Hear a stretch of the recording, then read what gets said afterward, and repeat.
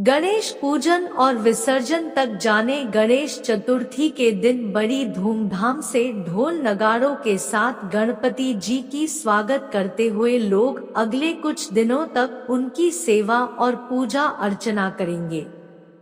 अपनी श्रद्धा के अनुसार लोग गणेश जी का 1.5, 3 या 5 दिनों में गणपति जी का विसर्जन कर देते हैं। लेकिन गणपति जी का विसर्जन करने से पहले आपके लिए उससे जुड़े नियम जानने बेहद जरूरी है। गणेश पूजन और विसर्जन के नियम। सबसे पहले, यदि आपने अपने घर में गणेश जी विराजमान किए हैं, तो आपके लिए यह जानने बेहद जरूरी है कि गणेश जी की प्रतिमा के साथ हर वक्त कोई न कोई व्यक्ति जरूर रहना चाहिए। पूजन के दौरान पकाएं सात्विक भोजन। साथ ही ध्यान रखें कि आप घर में सिर्फ और सिर्फ सात्विक भोजन ही पकाएं। लेकिन इस बात का ख्याल रखें कि सबसे पहले भोजन भगवान गणेश को ही अर्पित किया जाना चाहिए। साथ ही घर में चारों तरफ पॉजिटिविटी रखें। बप्पा का विसर्जन करना जरूरी है। ध्यान रखें कि जिस धूमधाम के साथ आप अपने घर में गणेश जी को विराजमान करते हैं, उसी तरह उनकी विदाई भी करनी चाहिए।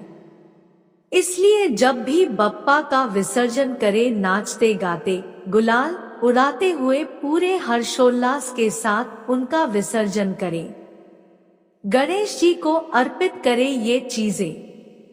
गणपति जी के विसर्जन से पहले उनका पूरे विधि विधान के साथ विसर्जन किया जाना चाहिए।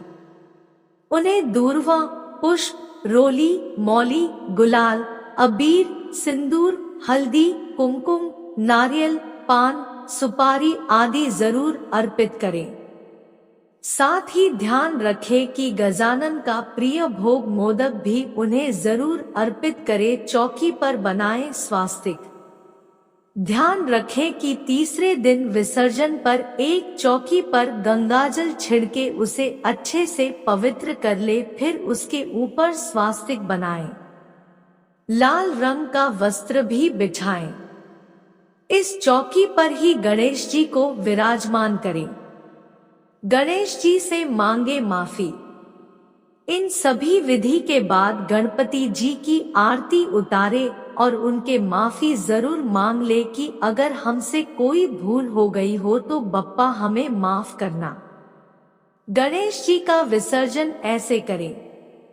इसके बाद गणेश जी से हाथ जोड़कर कामना करना ही बप्पा अगले साल आप फिर से जल्दी आना।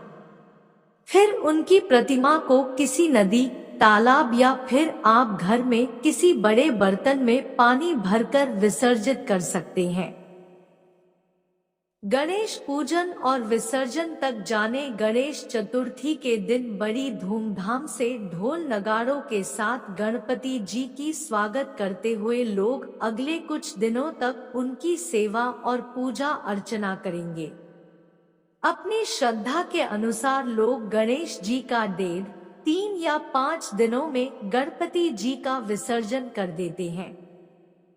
लेकिन गणपति जी का विसर्जन करने से पहले आपके लिए उससे जुड़े नियम जानने बेहद जरूरी है।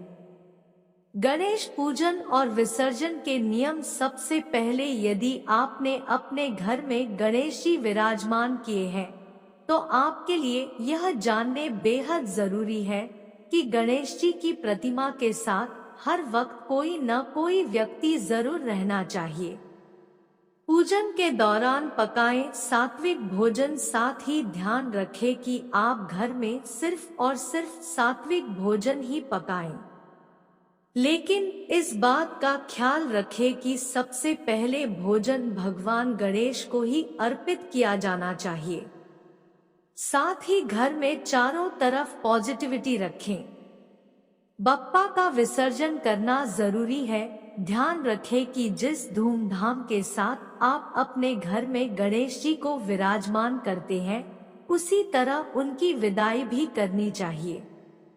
इसलिए जब भी बप्पा का विसर्जन करें, नाचते गाते गुलाल उड़ाते हुए पूरे हर्षोल्लास के साथ उनका विसर्जन करें। गणेश जी को अर्पित करें ये चीजें।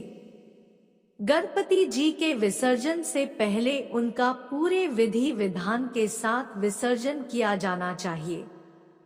उन्हें दूर्वा, पुष्प, रोली, मौली, गुलाल, अबीर, सिंदूर, हल्दी, कुमकुम, नारियल, पान, सुपारी आदि जरूर अर्पित करें। साथ ही ध्यान रखें कि गजानन का प्रिय भोग मोदक भी उन्हें जरूर अर्पित करें। चौकी पर बनाएं स्वास्तिक। ध्यान रखें कि तीसरे दिन विसर्जन पर एक चौकी पर गंगाजल छिड़के उसे अच्छे से पवित्र कर ले, फिर उसके ऊपर स्वास्तिक बनाएं। लाल रंग का वस्त्र भी बिछाएं।